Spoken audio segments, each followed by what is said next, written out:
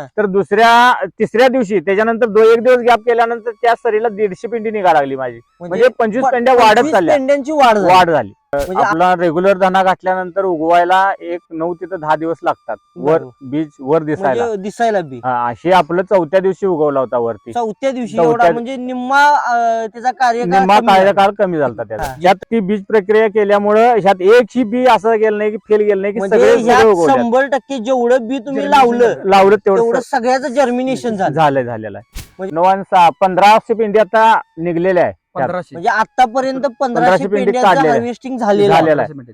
त्याच्यापेक्षा ही सगळ्यात तेज दर आहे आणि सगळ्यात महत्वाचं म्हणजे टिकत्या जास्त. म्हणजे आज उपडलेली कोथमीर 3 दिवसांनी जरी विकली तरी पण हाय असं तेज त्याच्यावर राहते. फोनवर फोन करतात व्यापारी आता सध्या, आज माल काढलाय का नाही, मला पहिला द्या असंच. आता मी 6 जणांना व्यापाऱ्यांना माल टाकतोय. प्रत्येक जण मला पहिला म्हणूनच फोन करतोय. सकाळी 6 वाजता मला फोन येतात.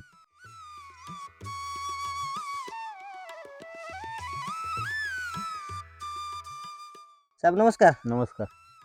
आज आपण तुमचं नाव आणि पत्ता सांगा ना साहेब. माझं नाव संजय सुभाष चुडमुंगे, मुक्काम पोस्ट शिरोळ, तालुका शिरोळ, जिल्हा कोल्हापूर. बर, आता आपण आपल्या कोथिंबीरच्या प्लॉट मध्ये बसलोय. किती क्षेत्राचा प्लॉट आहे साहेब? हा 20 गुंठाचा आहे साहेब. 20 गुंठ कोथिंबीर. 20 गुंठ. आता बघितलं तर साईडनं मक्का आणि मध्ये तुम्ही कोथिंबीर केले. हे पहिला आपण मक्याचंच पीक घ्यायचं म्हणून केलं होतं. बर. मग त्यात जरा पाऊस त्यावेळेला जादा आहे. पाऊस जास्त असल्यामुळे काय केलं, अजून पण सुरू आहे. मग त्यात आम्ही म्हटलं आता एवढं स्कोप ह्याच्यावर येणार नाही म्हणताना साईडनं म्हटलं आंतरपीक एक घेऊया. मक्का चांगला येणार नाही पावसामुळे म्हणताना आम्ही आंतरपीक घ्यायचं म्हणताना काय केलं, ह्याच्यावर धनटोच घातलं. कुठली व्हरायटी आहे साहेब? ही गुरटूर म्हणून आहे, देशी मध्ये येते. गुंटूर. हा बरोबर. ही देशी मध्ये येते. हा घातला होता.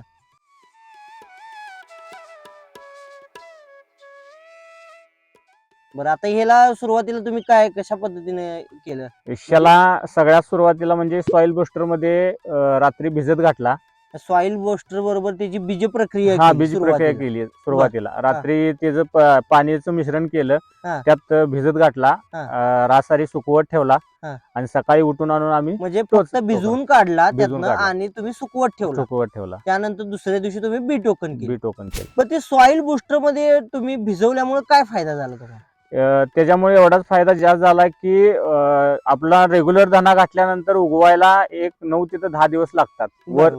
वर दिसायला बी हे आपलं 4थ्या दिवशी उगवला होता वरती. 4थ्या दिवशी म्हणजे निम्मा त्याचा कार्यकाळ कमी झाला त्याचा. तर ह्याला तुम्ही काय भेसवडूस म्हणजे तिथून पुढे काय ट्रीटमेंट केली? त्याच्यावर पुढे आम्ही दुसरं जास्त काय केलेलं नाही आहे. याला 2 पोती कृषी धन घातले. बरोबर. आणि त्याच्यानंतर 1 फवारणी घेतल्या फक्त. एकच फवारणी आणि एकच बेसळ डोस घातलेला आहे. बरोबर. कृषी धन वापरल्यानंतर तुम्हाला काय बदल दिसला? कृषी धन घातल्यामुळं ह्याच्यावर ग्रोथ चांगली आहे.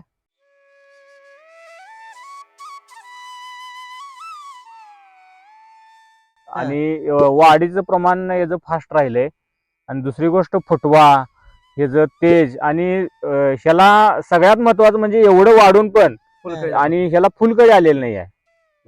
आता बघितलं तुमच्या हातात जर तर अजिबात कुठंच आहे तर कुठंच बघितलं तर फुलकळी. आणि ह्याची जाडी बघा, ह्याची जाडी बघू शकता. ह्याची जाडी पण बेनिफिट काय, भर लवकर होतं म्हणजे कमी ह्याच्यात. म्हणजे कमी एकच गड्डा काढल्यानंतर एक पेंडी होती. ही एकच टोकन आहे ना साहेब? एकच टोकन आहे. अजय सर बघा म्हणजे किती आहे, किती काढायचं. मला वाटतं तुम्ही म्हणजे ह्यात कसं होतंय, आपण रेग्युलर बी घातल्यानंतर 100% उगवण होत नाही. काही थोडं बी खाली शिल्लक राहिलेलं असतात. त्यात ती बीज प्रक्रिया केल्यामुळे ह्यात एकही बी असं गेलं नाही की फेल गेलं नाही की सगळे 100% जेवढं बी तुम्ही लावलं तेवढं सगळ्याचं जर्मिनेशन झालेलं आहे. हे क्षेत्र किती? 20 गुंठे. 20 गुंठे. 20 गुंठ्यामध्ये किती किलो धन तुम्ही पेरलेत? आम्ही 9 गुंठ धन 9 किलो मध्ये आतापासून किती हे पेंड्या झाल्या? 9 किलो मध्ये आता बघा सर्वसाधारण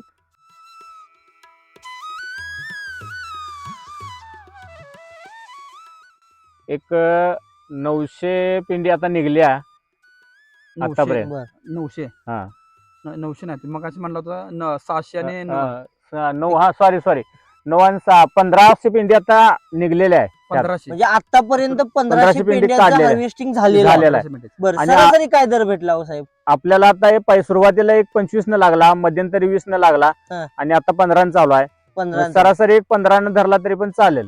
म्हणजे 15 सरासरी जरी 15 न धरला हा आणि जर 1500 पेंड्या पकडल्या तर तुमचं 30,000 रुपये उत्पन्न आतापर्यंत झालं. झालेला आहे. तुम्ही स्वतः विकताय की नाही व्यापाऱ्यांना देतो. व्यापाऱ्यांना देताय? व्यापाऱ्याची काय प्रतिक्रिया आहे? व्यापारी म्हणतोय जेवढं मार्केट मधनं आम्ही कोथिंबीर आणतोय हा. त्याच्यापेक्षा ही सगळ्यात तेज दर आहे आणि सगळ्यात महत्वाचं म्हणजे टिकत्या जास्त. म्हणजे आज उपडलेली कोथिंबीर 3 दिवसाने जरी विकली तरी पण हाय असं तेज त्याच्यावर राहते. म्हणजे केमिकलचं काय होतंय, नेले तर दुसऱ्या दिवशी पूर्ण हे होतं, म्हणजे सुकतंय. हा. पहिला तुमच्या मालाला संधी देतोय आणि संधी मग म्हणजे दुसऱ्याचा माल घेतोय. मला फोनवर फोन करतात व्यापारी आता सध्या की आज माल काढलाय आज की माल काढलाय का नाही, मला पहिला द्या, मला पहिला द्या. असंच आता मी 6 जणांना व्यापाऱ्यांना माल टाकतोय. हा. प्रत्येक जण मला पहिला म्हणूनच फोन करतोय. सकाळी 6 वाजता मला फोन येतात व्यापाऱ्यांचा की माल आज काढणार आज आहे का? काढणार आहे का नाही, लवकर काढा जरा. आणि आम्हालाच द्या माल. हा. तुम्ही असं कधी प्रयोग केला का बाबा हे काढून घरी ठेवले आणि किती दिवस पेंडी टिकत्या?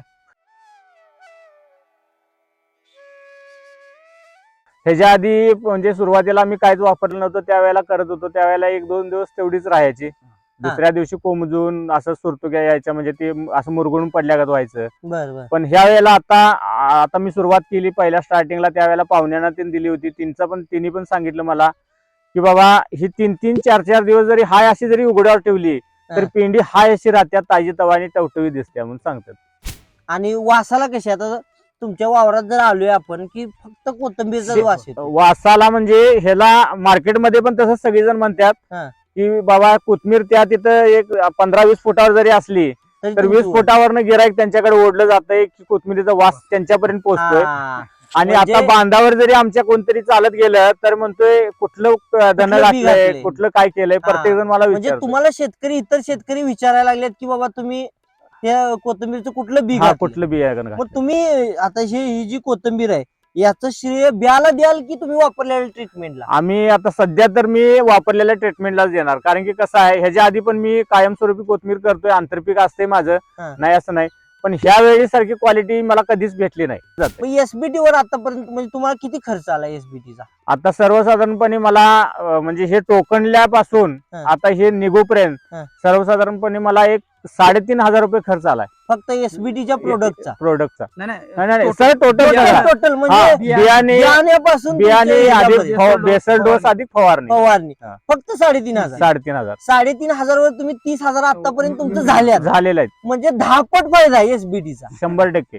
म्हणजे ज्या वेळेला मी सुरुवात केली त्यावेळेला एका सरीला समजा एक 150 पेंडी निघली असेल तर तिसऱ्या दिवशी त्याच्यानंतर 1 दिवस गॅप केल्यानंतर त्या सरीला 150 पेंडी निघा लागली माझी.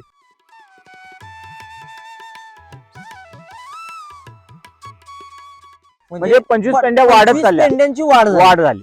म्हणजे असं माणसं म्हणतात की कोथिंबीर एकदा काढायला आली की ती लवकर नाही काढली तर पेंड्यांची घटते, म्हणजे कमी येतात, कारण त्यात कूज जास्त होते. माझी वाढायला लागली. आता जर तुमचं बघितलं तर हे बघा, तळातनं जो फुटवा आहे आणि तळातली जी पानं आहेत ती अजून हाय अशी वरच्या हिरव्यागार वरच्या पानासारखीच खाली तळातली पानं. होय होय होय. आता हे तुम्ही आता बेसल डोस वापरला कृषीधनचा, पण ते वापरल्यानंतर जमिनीमध्ये काय फरक वाटतो? जमीन भुसभुशीत झाल्या आणि ज्या वेळेला सुरुवातीला आम्ही दुसरं खत वापरत होतो त्यावेळेला ते उपडताना असं नेट देत होतं, एकदम माती सकट जास्त येत होतं. ह्या वेळेला कसं आहे हे उपडताना असं माती येतच नाही. याला दाखवू शकतो आपण. तुम्ही एसबीटी जे वापरणार आहेत किंवा जे वापरू इच्छितात त्यांना काय सल्ला द्याल साहेब? 100% त्यांनी वापरावं, कारण की एसबीटी हे शेतकऱ्याला वर काढणारे टेक्नॉलॉजी आहे. 100% हे प्रत्येकानं, मी तर म्हणतोय ट्रायल साठी का असं प्रत्येकानं हे वापरून बघितलंच पाहिजे. एसबीटी हे 100% वर काढणारे शेतकऱ्याला तंत्रज्ञान आहे 100%. बर, तुम्हाला साहेब मार्गदर्शन कोणी केलं? मला मार्गदर्शन आमचे शिवाजी चव्हाण सर म्हणून आहेत तळसंध्याचे, त्यांनी मार्गदर्शन केलं.